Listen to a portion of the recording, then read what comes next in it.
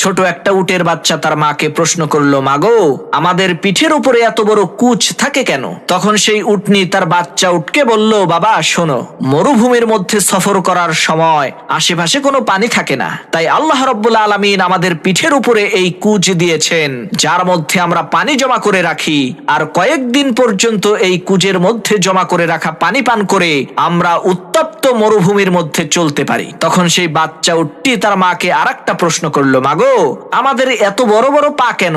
তখন সেই মা উটনিটি বলল, বাবা, আমাদেরকে মরুভূমির মধ্যে অনেক দূরে দূরে সফর করতে হয়, তাই আল্লাহ রাব্বুল আলামিন আমাদেরকে বড় বড় পা দিয়েছেন, যাতে আমরা খুব দ্রুতই রাস্তা অতিক্রম করতে পারি। তখন বাচ্চা উটটি বলল, মা, বুঝতে পেরেছি, এখন বলো আমাদের চোখের সামনে এত বড় বড় পাপড়ি কেন?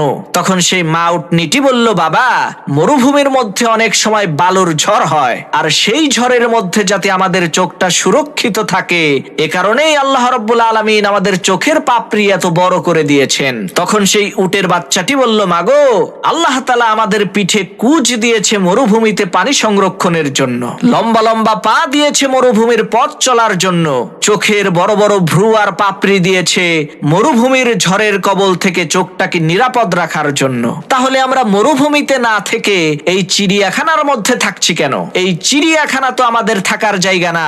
প্রিয় ভাই আমার, আপনার মধ্যে যতই গুণ থাকুক না কেন, আপনি যদি সঠিক জায়গায় না থাকেন, তাহলে আপনি কখনোই আপনার প্রাপ্য মর্যাদা পাবেন না।